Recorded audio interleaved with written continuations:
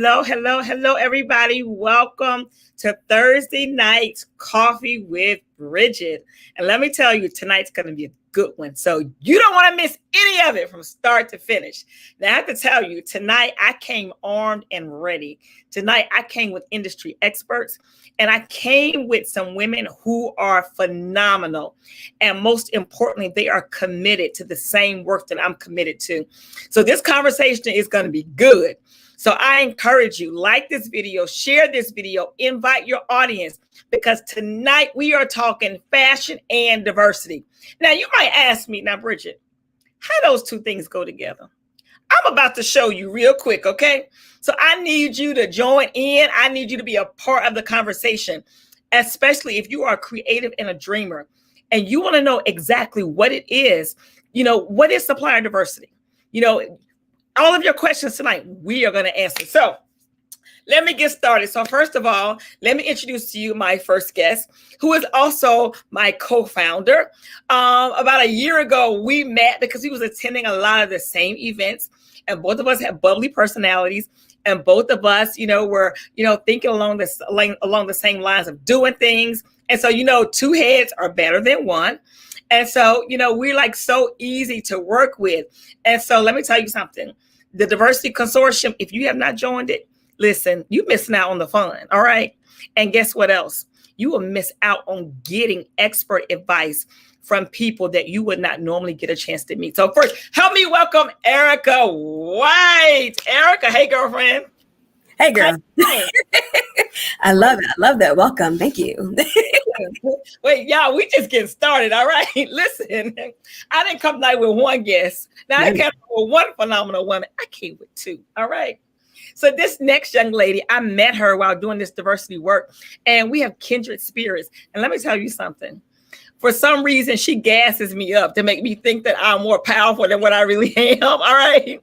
Listen, so help me welcome Sharon Maker. Sharon, come on in, girlfriend. Yay! Are y'all ready to have a good conversation? Oh, absolutely. Yes, absolutely. Good conversation. So, y'all, everybody who's watching, the common theme among the three of us, besides that we all love a good makeup beat. You should have heard the conversations behind stage, okay? Listen, the conversation and the carrying on that goes on behind the scenes. But we are all committed to this diversity work. Mm-hmm.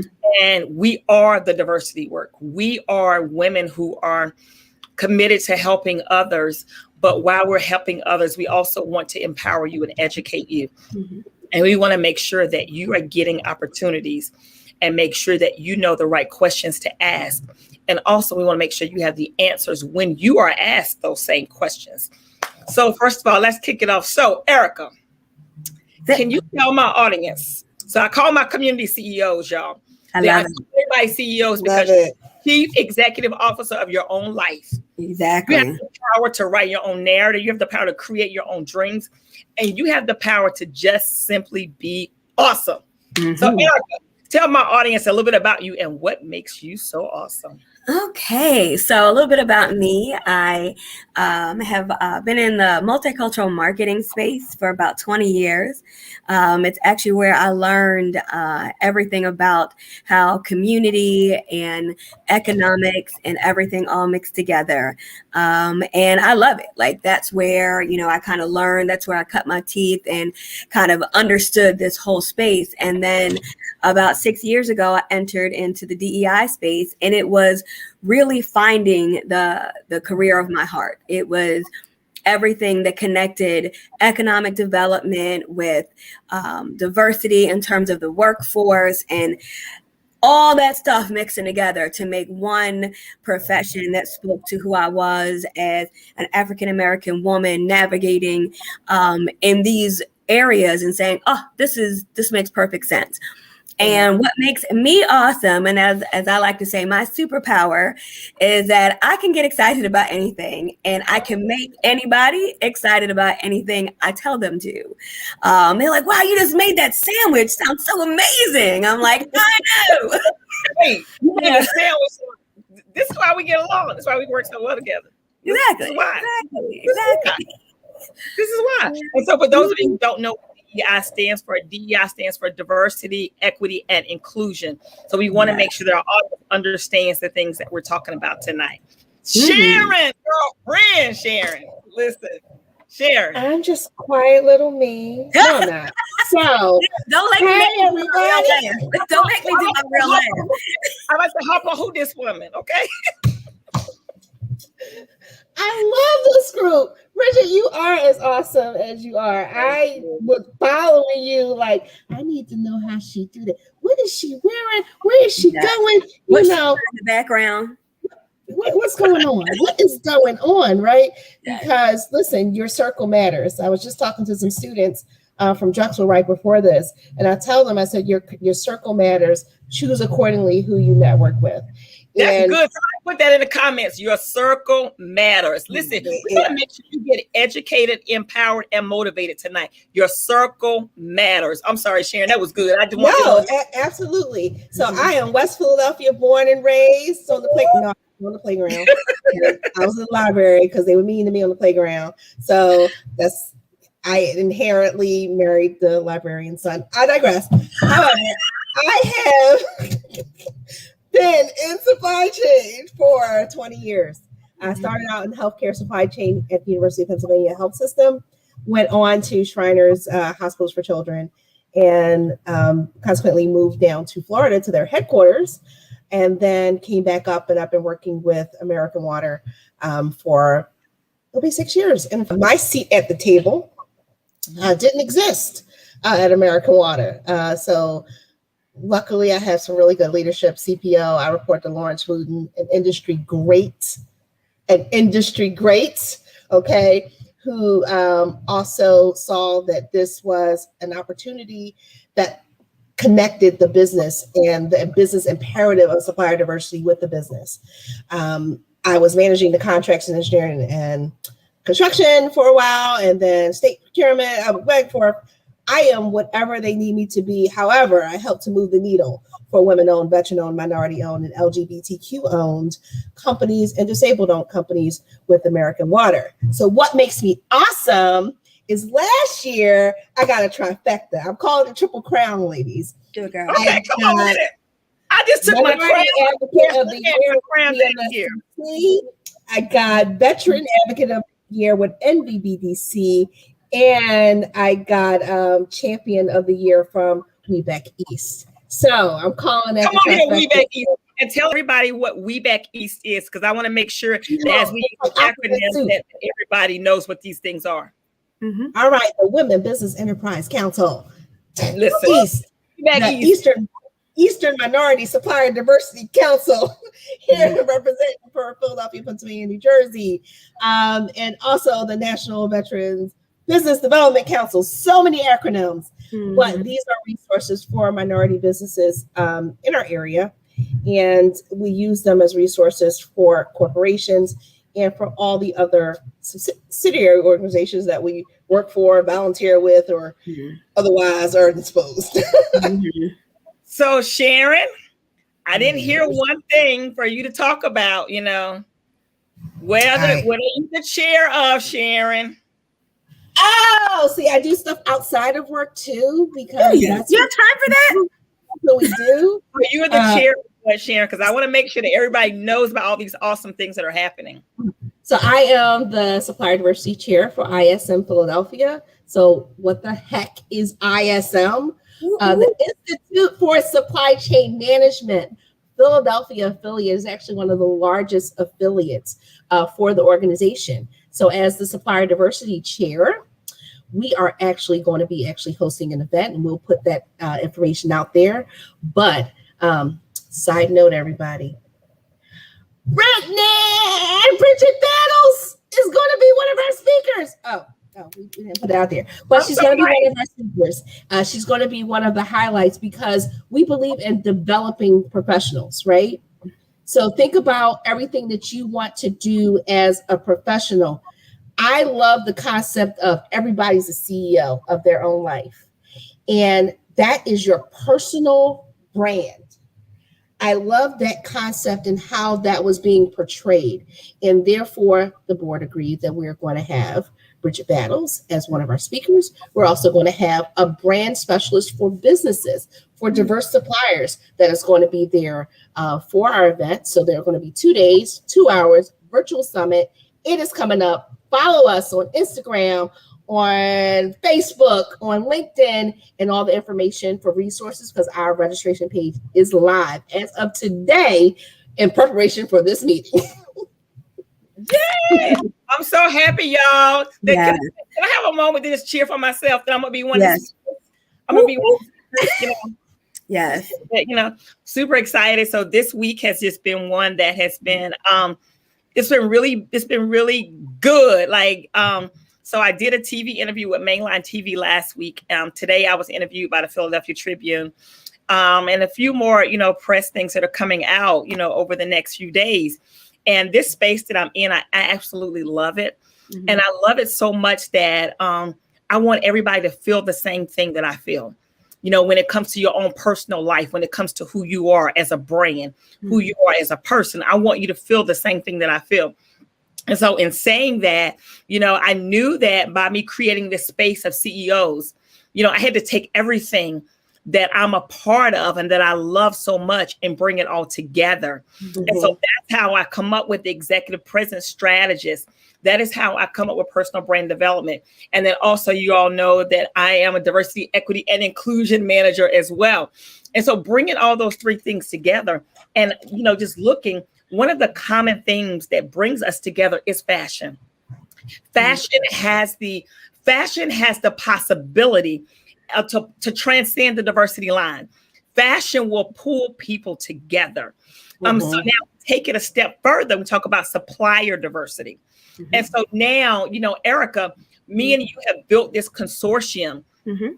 And we have began to really share our resources. Mm-hmm. We're going to have conversations with, experts and professionals in this area. Mm-hmm. And we are arming small business owners, with things they should know, with people they should meet, with places they should go.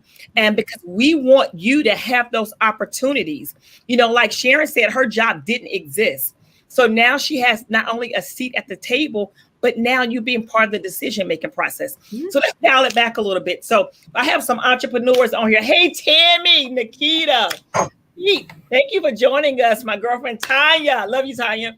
Let's see who else on here. Ilani. Oh, yeah, Ilani has a book that is being released. Ilani, please put the link to your book in the chat, and I'll make sure I give you a shout out with the book. Thank you. So let's talk about So let's talk about, Erica. Let's talk about the supplier diversity space. Mm-hmm. Let's talk about what is your commitment to supplier diversity. And so for people who don't know what supplier diversity is, let's give them like a little 30 or 60-second clip of what supplier diversity is. For me, it's evolved over a lot of different ways. And because in terms of supplier diversity, when I worked in the Northwest, it was about recycling the community dollar. It was about when I worked for the Ogons Avenue Revitalization Corporation, it was really about economic development and making sure that when someone spent $1 in that corridor, that it recycled 5 times before it left that community, which meant that the person who had a job maybe at, the restaurant could therefore go and feed their family. And maybe that family would turn around and go to the dry cleaners in that same space and then go on and on again before it ever even left that West Oak Lane community. And that was kind of my first entree into the space. It's understanding that when you work with small and diverse businesses to build them up, then you are then creating to the greater story of economic development within that community. Because those same store owners do what? They buy homes in that area, which creates, and it's not just raggedy homes. They're like, oh, well, I want to get in here. I want to do other things. And they're going to use small and diverse businesses to work for them to be able to renovate and revitalize their home. And that momentum spreads throughout the community. And it creates an environment that everyone wants to live, work, and play in. So that space is where I kind of understood, and even having different vendors come into the Westfield Glen Jazz and Arts Festival, and understanding that we just can't have the same vendors come in and have the same, 5 sunglass, vendors and call this like a festival. No. Having that diversity of supplies come into the space and say, okay, when I come to this festival, I'm not just going to get the same thing that I get anywhere else. I'm going to have a variety, and being able to showcase these different vendors in that space. Moving on to the corporate space, it was really about trying to make supplier diversity count. When I worked in the legal space, it wasn't really a big concern. It was like one client maybe asked about supplier diversity, but I said to myself, there's so much economic power here. Why is this not a bigger deal? Mm-hmm. And moving on to the convention center, it was kind of one of those thoughts where I said, okay, we are the stewards of the Commonwealth's money. Mm-hmm. And if we have $30 million of capital improvement money to spend, then we need to make sure that people are executing their best in good faith efforts when we are spending that money. When we are especially now, if I could just add something real quick, especially mm-hmm. now in the pandemic. Yes. The small business owners are struggling. Yeah. And so now it is the time that we really need to make sure that we are increasing our diverse spend. Yeah. Because some of these businesses right now, are on life support. Mm-hmm. And they need it. And they need it. They need this. They need this. I'm sorry, I just had to add that in there. Yeah. And that's going with that as well, because that's what leads you back to community development, because you like to work now for a 55-year-old engineering firm, which is truly the epitome of an entrepreneurial spirit. They have created the space that my role has never been done in at Pannoni ever before. And it was created out of a space of, okay, we want to do more. We want to, put something to this that we're already doing, because they already do a lot in terms of making sure that they meet the requirements around supplier diversity numbers. But I love being on both sides of the table, being on the RFP side where I was reviewing the RFPs and making sure those primes went out there and said, no, you need to make sure you go find those diverse subcontractors and let me give you the resources to do so. But then now being on the side of being on the prime and saying, okay, what we need to do internally is develop our own list of diverse subcontractors that we can work with. It really kind of adds different dimensions, because like I said before, it goes back to the economic development of the community, as well as the business value to the organization as a whole. And when you are working with these different businesses that are quantified as 51% owned and operated by a diverse person, that's minority, women, LGBTQ, veteran owned, all of those businesses to add to the greater community of everything that we do, business community, economic development, housing, all of that connects to making sure that we have that nugget. And we saw in COVID, like I remember Sharon and I were on a panel together, and it was like, oh, now people really want to care about what we do because their supply chains got all jacked up, and they were like, wait, where do we get our stuff from? Do you remember the conversation we had about people not asking us what a supply chain is? I'm like, oh, no, always been around. It's always been around. Y'all get your questions ready, because I can already. They were like, wait, hold on. We can't go to the one company and get the one product that we do. We need to make sure we have multiple streams of supplies to make sure that our business doesn't come to a grinding halt. That's what supply chain is all about. And when you have a diverse, stream of suppliers to be able to achieve those goals, then you'll never go out of business. Exactly right. And so I want to add something else too. So I have a lot of entrepreneurs here. So my entrepreneurs or anybody who has questions about this space, make sure you put your questions in there. We'll definitely be sure to answer them. So I want to add something to that, Erica. So one of the things that I currently do, and that is, I'm not sure if I told you this, Sharon, but Erica knows it. So I manage a program called Supply Chain Connect. So every 2 weeks, we have a virtual Shark Tank.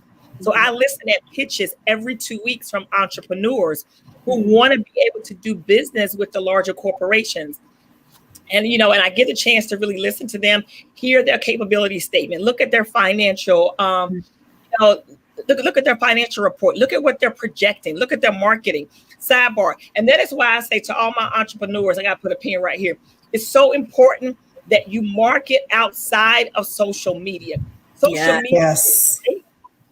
It is a great for brand recognition. It is great if you're converting, but it cannot be your only source of marketing for your brand. Because when it comes time to pitch, when it comes time to get WeBank certified, when it comes time for NMSDC, the numbers don't lie. And even if you don't have the capital and you're seeking capital, if you don't have the certifications and you're seeking the certifications, we need to know that you have a concrete business plan and strategy that can stand if social media does not work. And that's so important. So important. You can't come into any organization that you want to work with, any corporation, and say, I do it all. Yeah. And we hear that. I can do this, this, and that. That's nice. That's great. I'm happy for you. But what is the niche thing you do that we can't live without? Yep. And what have you researched about us to know that you can actually match with us? Yeah. Do your research, read our statements, read our diversity statement, our inclusion statement, read our financial statements that's out there. Go and do the research on the companies that you're trying to do business with. And then don't be upset if there's not always an immediate opportunity. Yes. Because this is when your circle matters. Because I like at the last Philadelphia Consortium meeting when we were all like, well, you know, I'm looking for a supplier that needs this. I'm looking for a supplier to do this. And our next person's information, they work with this in the office. No. It doesn't stop just at the time when something's happening. We get an opportunity that's about to come up, but it's not even on the table yet. But they're still in the planning phase. So we have to position you. We position you because you're not always immediately ready to be put in front of our business stakeholders. Yes. Those are long conversations. It may be a day, it may be a week, it may be a year. And that's what these matching events. Real quick. So you said something, Sharon, about putting you in front of our business stakeholders. And that is so key.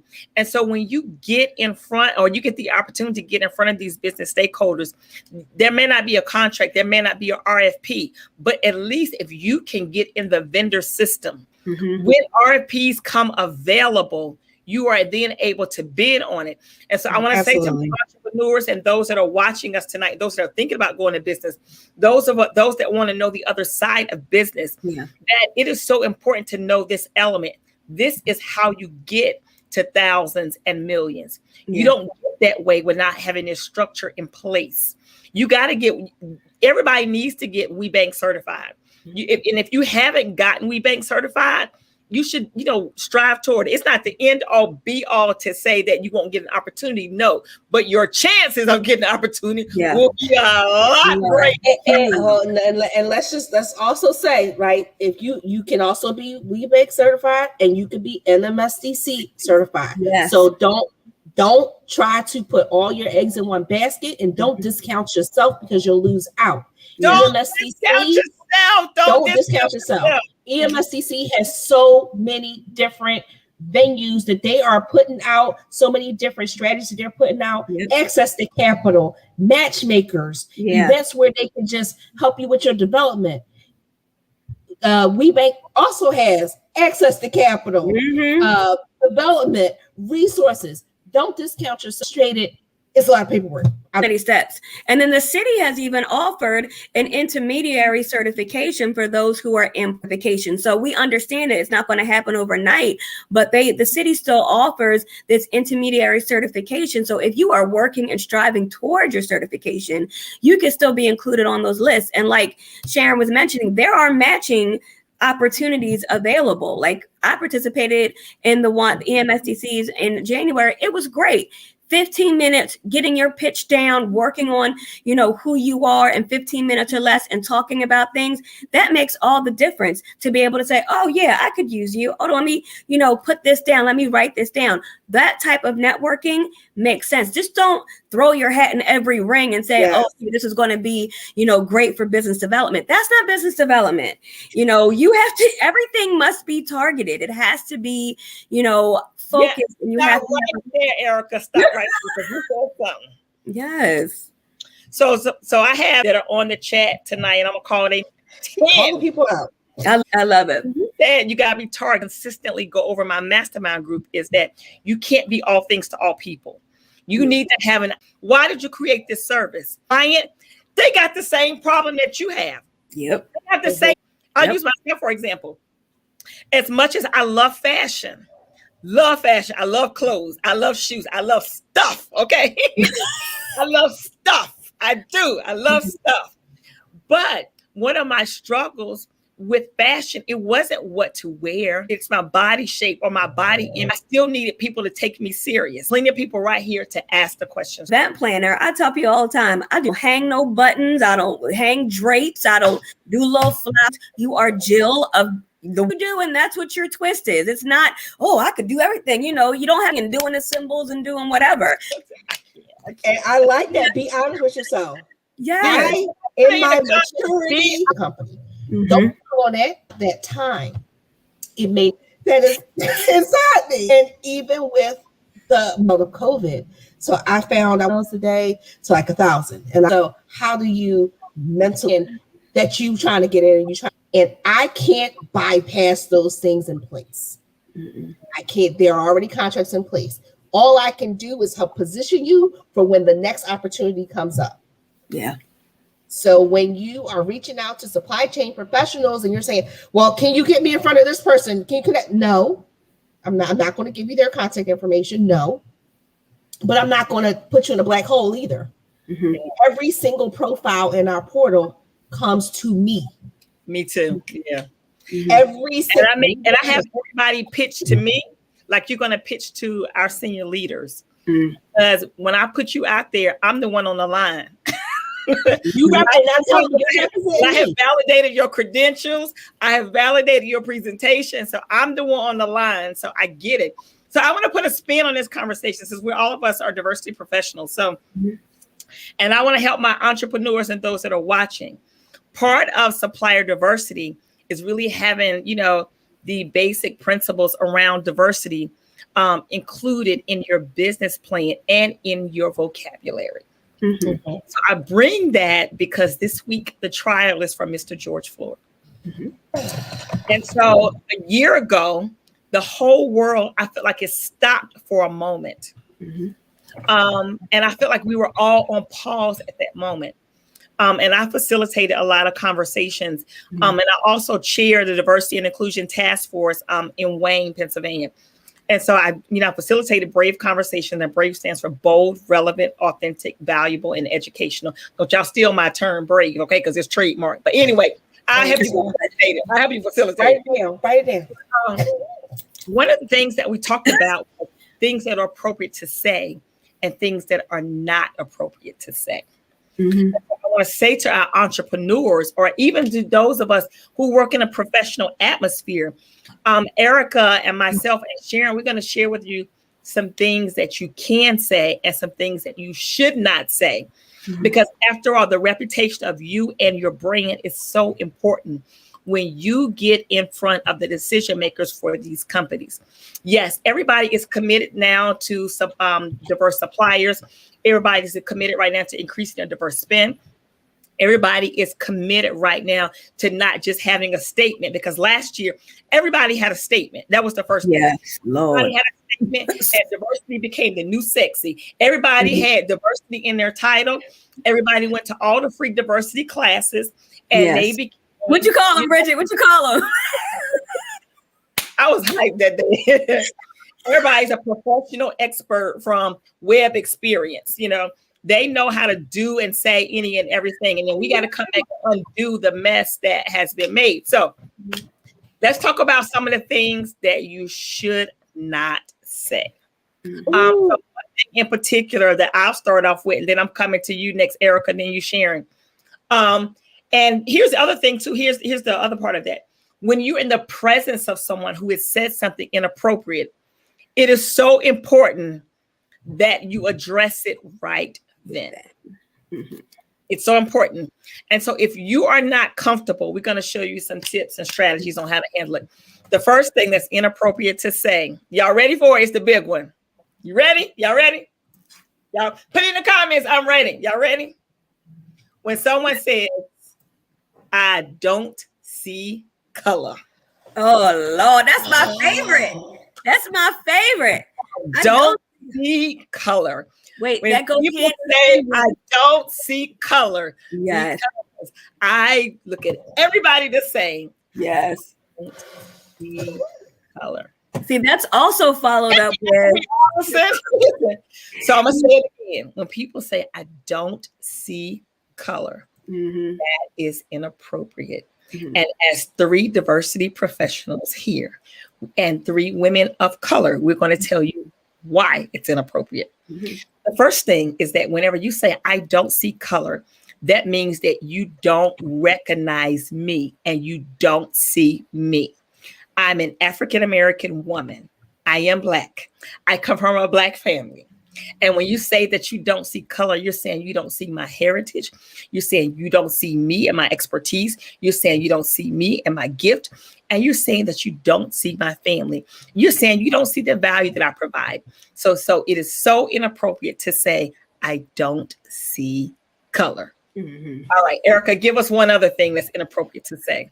I don't care if they are black, blue, purple, yellow, green, orange.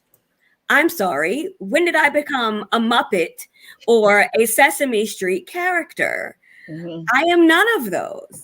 So it's on those same lines, but it's like you're trying to, put this thought process that I don't see those things or I don't care if you are. The thing is, you should care, because if you are not intentional, you are not purposeful and you will not act. So if you are not intending to spend money with Black and brown businesses, if that's what your intent is to do, then guess what? You won't do it. Studies say that if you are in your circle of influence, your circle of influence dictates a lot. So if you are not expanding outside of that circle, you're not going to think outside of that circle. So if you are not intentional about what you do, then you're not going to move the needle on anything. So I don't need people to say, I don't care if you are black, blue, whatever, as long as you can just do the job, I'm okay. No, you need to be intentional about including diverse vendors as for consideration, diverse candidates when you're trying to recruit. You can't say, oh, I only looked at these 5 white men for the position and then be surprised when a white man gets the job.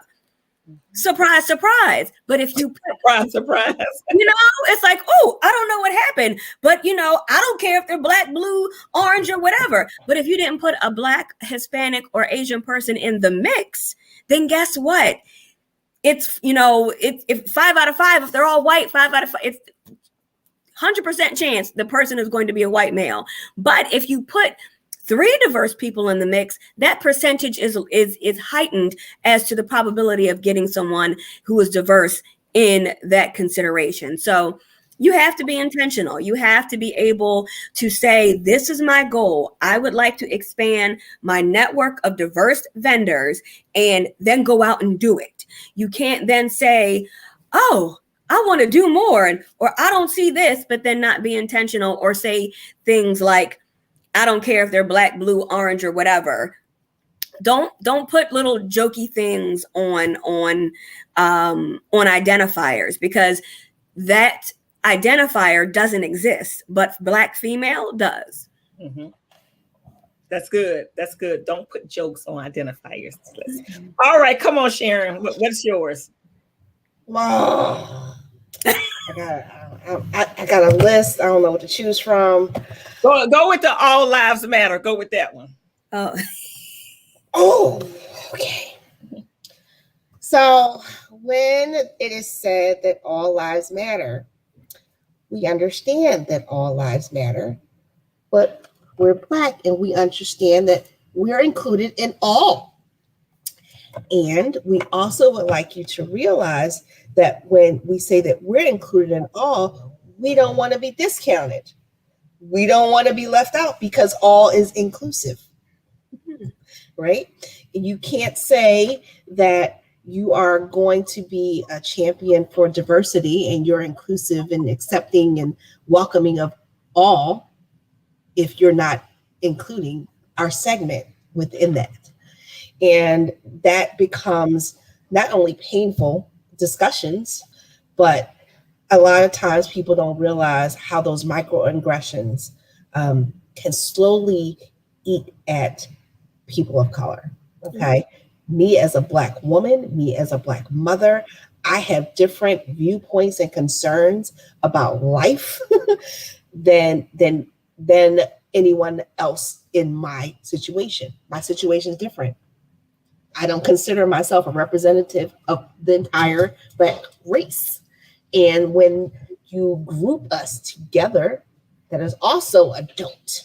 That is also we do not have all the same shared experiences, right? And it's so it's so extensive, the list of microaggressions that we endure as Black professionals and as Black women and men. It is different. And I know a part of another group that I'm a part of, Business Leaders for Racial and Social Justice, we have these dynamic, awesome conversations to move the needles. And I'm going to tell you, when we first started out, I might cry. We first started out, it was some nights that we were in tears having these conversations because people don't realize what you go through day in and day out. And sometimes we make light of things that are said or done. And that's because we don't want to be seen as the angry Black woman. Or we don't address it when it first happens because we don't want to be seen as a stereotype of the angry Black woman. But what we need is those allies. When you see something, say something. We're preaching that allyship and making sure that we're all, standing up for one another. I stand up for my coworkers. I stand up for, and I see someone that is, I don't care what color you are. I don't care if I see something that I feel as though that's going to be too much on them. I say something to my manager, to their manager, quietly to them, because guess what? We all have to work together, and we can't all be a part of this team and not be looking out for one another. Yeah. You got to pick up the slack sometimes. Sometimes, hey, that person looks like they could be overwhelmed. You might need to help them.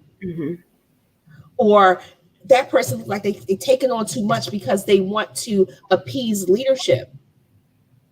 They may need some help. But in these do's and don'ts of diversity, you can't miss these microaggressions because there's a whole list. But but this is just one of those. But you can't let those sidetrack you. You can't let those derail you. I would say my advice for professional Black women and men is make sure that you are being vigilant, you are being safe, and you know who your allies are, because your circle matters more today than it did yesterday. Your circle matters because that is how you know who's going to have your back, who's going to speak up for you when you're not in the room.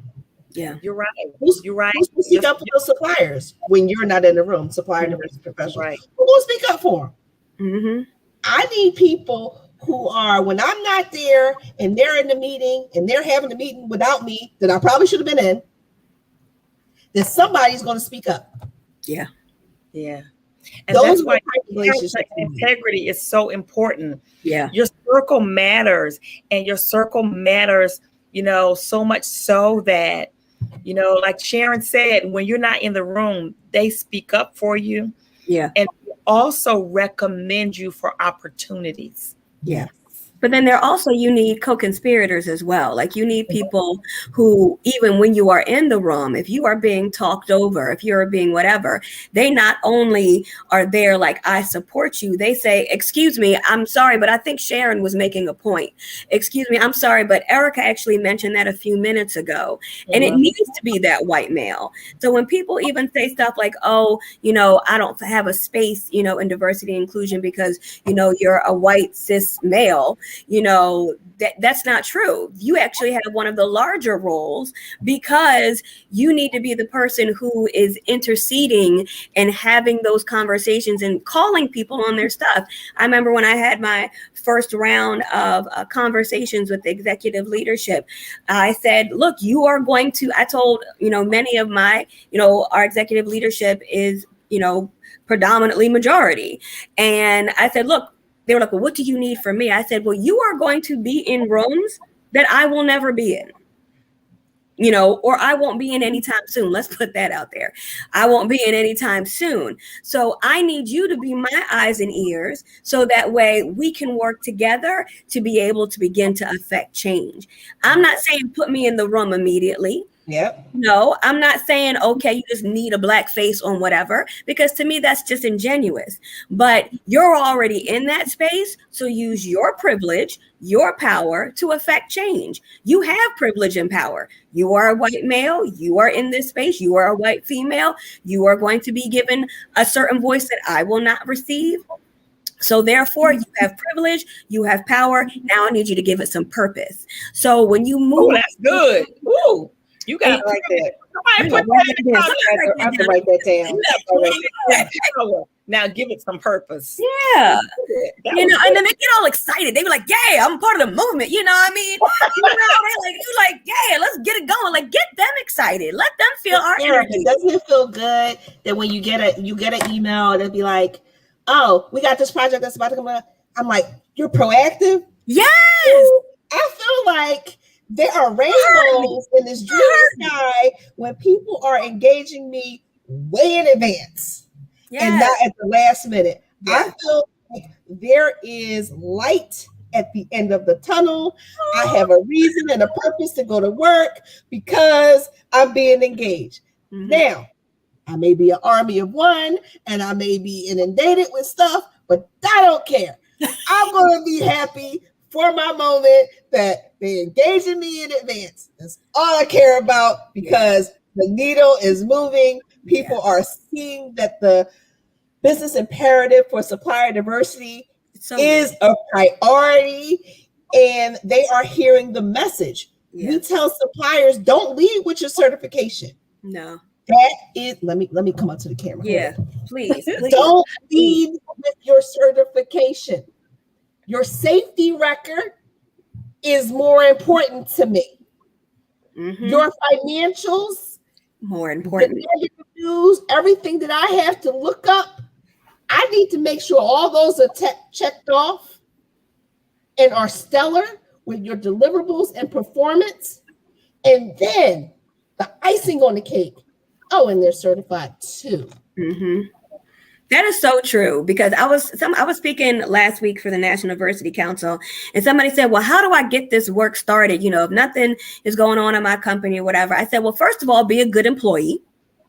I said, because I got to stop right here because let me see if she's on here. Tiffany, if you're still here, Tiffany, put in the comments, I'm here. So you said, first of all, be a good employee. So one of the young ladies who's in my mastermind group, one thing she says when somebody asks her, she in leadership in church, she said, I'm just practicing being a good member. So Tiffany, if you're here, if you still here, Tiffany, put in there that you still practicing being a good member, okay? Yes. Because that's where it starts. Because who's going to listen to the person who's late on their reports, from a supplier diversity standpoint, has bad financials, you're a bad financial risk. When you're in the space, they can't even complete their own projects. If they come to them and saying, I would like to start a supplier diversity program, I would like to have a diversity council, they would be like, you didn't even get your last project done that you were supposed to do. So why would I want to engage with this other thing? I'm not even going to take the meeting because who are you? But integrity matters. Integrity matters. You know, Pablo, oh, he's stellar. They always get amazing reports. He's wonderful. What does he have to say? Bring him in my office. I want to hear the proposal he has to make me more money, to make the business imperative of supplier diversity and present his case effectively. Because I'm listening to him because he's always what? A good employee. So when your reputation precedes you in that manner, all the things that we're talking about make it more palatable to people who may not understand this. If they're looking at it like the big elephant in the room, and how do you eat an elephant? One bite at a time. But guess what? If it's being served to somebody, you're right. You are preaching. You are preaching right now. I love it. Don't be serving them the elephant on no little crappy looking plate. Put it on a silver dish and say, this is what's good for you. You want a bite of this elephant. So, Erica, well, since we biting the elephant right now, let's tell everybody about the Diversity Consortium. As to my entrepreneurs, you got some 3 professionals here. Ask us questions about how do you learn to do business with the big corporations? How do you, get in the door? What are things you should be doing? Ask us these questions. Okay, Erica, tell everybody about the Diversity Consortium that me and you both are the co-founders for, and that we have an amazing time doing. Yes. So the Philadelphia Diversity Professionals Consortium. Say it again. The what? The Philadelphia Diversity Professionals Consortium. The Philadelphia Diversity Consortium. Well, we think ourselves as PPC. You did PC for sure. PC. Yeah, we won't be saying all that the whole entire time. Yeah. Or the consortium, because that sounds cool, and it sounds like we're in a secret society. So it's like the consortium, doom doom, type of thing. But pretty much, we are a networking group. We are here to exchange resources. We always have a leader in the area that comes on and presents about timely topics. And we also have a space to just engage with fellow DEI leaders and professionals or people who want to know more, because it's all about your network. Sharon said this earlier. If you are not networking in the right spaces, you are not going to get the right information. And the consortium, me and Bridgett, when we were in our roles trying to figure it out, we were meeting with the same people and having these conversations. And, thankfully, like I joined ISM because of Dr. Erica and Sharon, and they were telling me. I joined ISM too. I just joined ISM last month. Yeah, and so I joined last year because of them, because they were like, no, it's a great organization. Dr. Erica, she was like, come to a meeting for free. Let me, check it out. And I went back to my company. I said, we need to be in this space, especially since there's not a lot of, people of color in this space and in supply chain. So we have to understand that this space is important, and we need to be in those rooms, because it's not just about diverse suppliers. It's about the whole entire supply chain. When you understand that whole supply chain and you can find out where you can insert yourself, you are winning and you are going to win. So those types of nuggets are what are discussed at our networking happy hours. And so what's so good about our networking happy hours too, so we started our networking happy hours during the pandemic. Yes, we did. And what was so unique about our networking, first of all, anybody that knows me knows I'm a whole show by myself. Okay, I'm just a whole show. So you get me and Erica together. I usually just be like, you go ahead. I'm gonna just write the script or something, and you do you. We work so well together. We do. I'm gonna give you all the animation. I'm gonna judge the whole thing up. Yes, we're gonna run that PowerPoint and we gonna keep it exactly. We got to keep it going. But so I have some people on here that have attended. Nikita McKenzie is on here. Nikita has attended our Diversity Consortium Happy Hour. So if you have not joined our Diversity Consortium, you can join us on LinkedIn. Yeah, we're also on Instagram as well. But this group is good. It's a good starting place. If you are looking to really learn more about supplier diversity, you're looking to learn more about diversity, this is a place where you can ask questions, and you can ask questions from people who are validated in their areas of expertise, people who have been doing this work, people who are this work, and people who live, eat, sleep, and breathe this work. So please join us. And then Sharon said Philadelphia. I just want you to know, it's an asset to Philadelphia professionals to get together with other professionals, to be able to talk and dialogue, to be able to, I got this idea. Well, that may not work, but try this. And it's I appreciate it, right? Because during the pandemic, we're here and we're in a whole bunch of business meetings, right? Doing work. But in that venue, we can all get together. You meet new people. That's what I like. You get to connect with new people and you get to connect with new resources. So everybody should join. Go on our LinkedIn group. Just my opinion. Yes.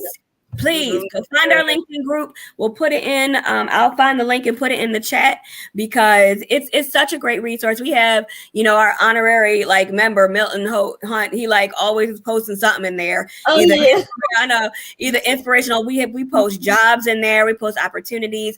And there are plenty of diversity jobs that are out here because I've got 5 jobs that people sent me to post to put in there. So there's a lot of stuff that we have, a lot of resources to definitely go in there. So our last few minutes that we have together, this was so much fun. Our last few minutes that we have together, y'all, I'm telling you, if you got questions for us, ask us questions. You can ask us questions about fashion, about diversity, about supplier diversity. Ask away. Can we talk about tonight's fashions? You were talking about tonight's fashions? Okay, what you want to know, Sugar? What you want to know? So I want to know, because I am just... Bridgett, you're just too fly for me, right? I'm trying to keep up. I'm gonna tell you, I got the kids in the background, the pug over here snoring, and I need you to come judge the space. I will. I need you to judge the space, and then we're gonna work on this. I got you. We're gonna judge it up. We're gonna judge it up. Absolutely. I need to be my CEO brand. Yes. Yes. We gotta get it together.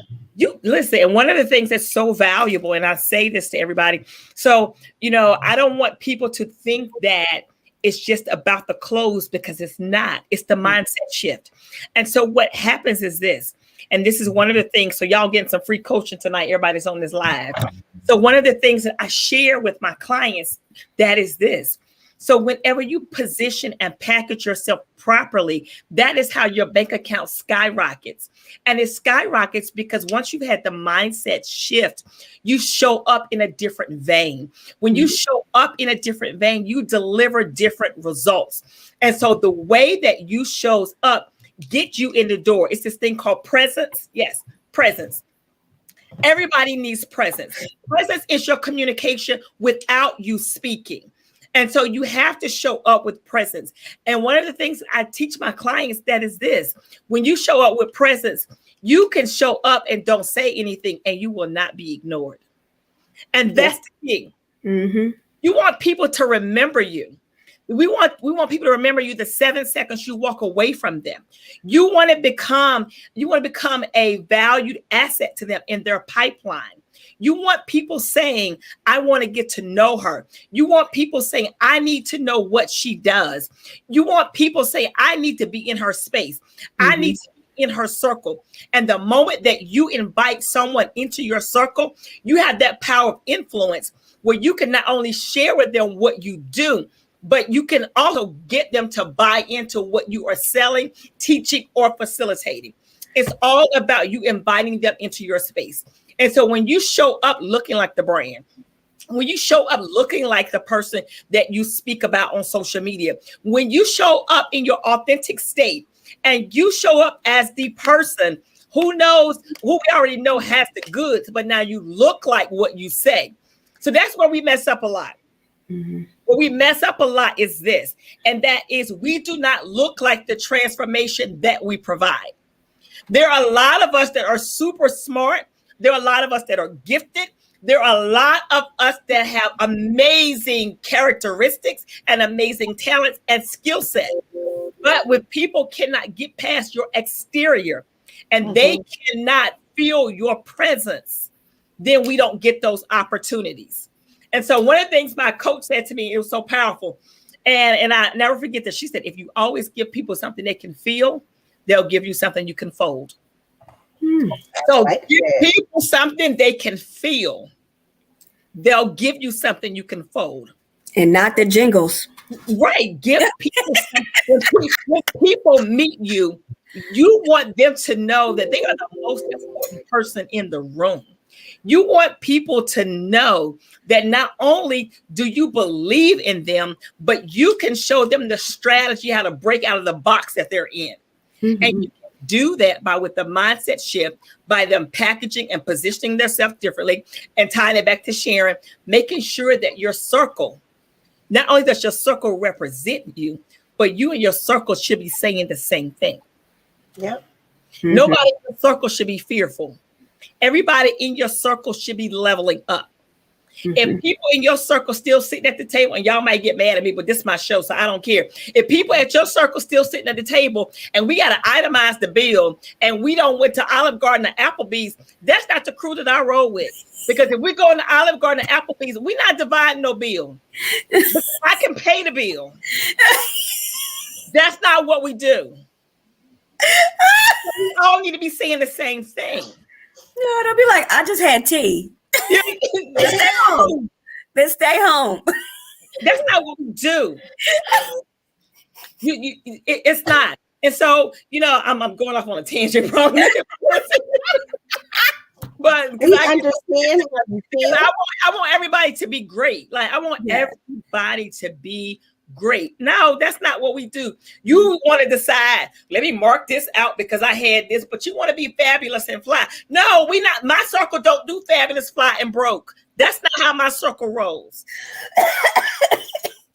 Look at God. No, we not going to be fabulous and fly with no character, no integrity, and no money. Oh, God. And so what happens is people get afraid to talk about money. When you become afraid to talk about money, you'll never have any. So anything that you are afraid to talk about, you don't welcome into your life. So if you want to welcome money into your life, you can't be afraid to talk about it. If you want to welcome love into your life, you can't be afraid to talk about love. Yeah. You want to welcome relationship. You want to welcome new jobs. You want to welcome opportunities. Whatever it is that you want to welcome in your life, you can't be afraid to talk about it. Whatever you expand and show gratitude, those are the things that will produce in your life. I love it. Wow. I love it. Well, you speak of what you want to represent, whatever you want to represent. When I share, I don't know if I ever told you this, but y'all get your questions ready because I can keep talking. But one of the things that happened to me when I first moved here, and that is, I've always known I've been good at administration. I've always known I was good with business, but I had this thick accent because I'm from North Carolina. I was challenged with my accent. And so there were certain barriers that I had to fight because people couldn't get past my accent to give me certain opportunities. And so because I take challenges very seriously, you can't get past my accent to give me an opportunity. I'll create my own opportunity. I'll create my own platform. I'll create my own experience. Hence why I got the BB experience. Because it came out of me fighting my own barriers in the corporate world. It came out of me not getting that chance to really show you that I can do the work. But because you couldn't get past that I'm a country girl. No, I don't walk barefoot on rocks, and I don't make homemade biscuits, okay? I'm a country girl with a luxurious lifestyle, okay? That was the first thing people used to ask me when I moved here. Do you make homemade biscuits? Do you walk on rocks and barefoot? No, I don't. Okay. Are you serious? Oh, yeah, that's the first thing I used to get. I'm a luxurious country girl, okay? I want everything luxurious. That's what I want. Go big or go home. That's what you do. That's what you do. You don't let them tell you. You show them. You show them that you are more and you are better and you can do as fabulous or better. That's what we do. Right? We have to always get people to look past their own bias or unconscious or conscious, right? And that is such a challenge for some people because you start to feel like an imposter. Yes, I belong here. Yes, I belong here. Are you serious? Well, I think you need to get this done. You need to be developed more. You need to do this more. I'm like, okay, I'm going to take that. I'm going to take that as I need to work or develop something. And guess what? I'm going to figure out what that is. And then we're going to move on because Yeah. I'm not going to dwell on it. Because I know for a fact that I'm putting out, I'm what Erica said, I'm that good employee that is, it has integrity, that's putting out the work ethic, and that is not afraid to challenge the status quo, but at the same time, always being respectful. And a lot of the times you have to reinvent how you want to influence change, whether it's with the organization or whether it's outside of work. You may have a group of friends that, oh, they think differently. Okay, that's fine. This is my stance. This is my priority. This is what I value. But Nita said, "I fly this is full circle." I know, I saw that. I love that. I was like, oh, I love that. Yes, your circle. You're in the circle of matters. Choose accordingly. Yeah. So when you're able to understand, it's a lot easier. She is a nonprofit organization that is specializing in educating women who are in transition. And so what's great about She's organization is that it's something for someone to create a nonprofit based on their own life experiences. And so when I've gotten a chance to know Nikita, who's the founder, and Nikita was the teen mom, went on to go on to college, get her master's degree, doing amazing things, started this nonprofit, and is in the process soon. And I'm putting it in the atmosphere of getting a transitional home. So She is definitely here with us tonight. Toya Marshall from T. Marche. Yeah, hey, Latressa. Yes, Tressa. Let's hook up. Latressa Miller. Tressa is one of my middle school friends, and she has a business called I Twist for You, where she bedazzles a lot of things. She said she's getting ready for her COVID body, or what is her post-COVID body? She's turning 50. Tammy Watkins Miller. Tammy is one of my coaching clients from my Level Up Mastermind. Tammy's written a book called The Caleb Movement. Tiffany White. Tiffany is simply fantastic and more. Tiffany has an online boutique and she sells amazing handbags. Tiffany's another one of my clients. Excuse me, Tanya Renee Williams. Tanya does knitting. It's called BB's Creations. She made me a hat with the big ball on the top of it. She has a lot of cute things. So Tanya put the information for your business here in as well. And let me make sure I got all my business owners. All right. So business owners, if I did not shout you out, please put it in the comment section. I'm happy to shout you out. And so for those of you, if this is your first time joining Coffee with Bridgett because you met me today through Sharon and through Erica, I am Bridgett Battles, your host of Coffee with Bridgett. I'm executive president, strategist, DEI manager, author of Beauty and Her Battle. So I do ask that you connect with me on all forms of social media. Everything you can find about me is listed underneath my name, Bridgett Battles. And so next month, which is the month of my birthday, I am announcing the name of my new book that I've worked on during COVID. So my new book comes out in May. Whether I'll announce it for a pre-order. So y'all continue to follow me, continue to stay connected. And if you don't have your Coffee with Bridgett mug, you need your Coffee with Bridgett coffee. Yeah, I need a mug. To my guests, I got you. To my guests, I appreciate you both for being here with me tonight. Tonight was an amazing experience. And I feel so blessed to know that my circle continues to grow because of wonderful women like the two of you. And I think that the part that equally blesses me so much more is that not only are you smart, but you're also very kind. And it's something to have people who are very smart, but their attitude sucks. But the both of you, you are very kind. Oh, you know how people can be so smart, but I know. But the both of you, you know, you're very smart, but you're also very kind, and you care about this work that we do. And whenever I find women who are just as passionate about what they do as I am, I latch on to them because I know how much we can all do together. So I want to say personally, thank you so much. Thank you both so much for joining in with me, joining forces. I know we got a lot of work to do, ladies. Tonight was just the beginning of the work that we got to do. So which means that this is the beginning of the second quarter, which means that, you know, by the fourth quarter, we need to come back together and talk about what has happened. You know, last 2 quarters, talk about continue to help and help our local community, you know, help those who are really trying to grow in their business, help those understand really about supplier diversity. So I want to say thank you both. And my last piece of advice before we cheers tonight, Law and Order Special Victims Unit. Yes. Tonight. Oh my gosh. Tonight, Stabler comes home. Yes. I'm so excited. So tonight, Law and Order Special Victims Unit comes on tonight at 9 o'clock. Okay. So ladies and gentlemen, you know, listen. Make sure you watch Law and Order tonight. All right. But also, and then you gotta watch organizational behavior right afterwards. Say what? I've never seen that. You gotta watch the show that comes afterwards too. The crossover event. Crossover joint, yeah. All right, I gotta up my TV. You said Law and Order DVR set, so I'm talking about this. It's already set. Mine's a set. Oh, geez. All right, cheers, ladies. Cheers, ladies.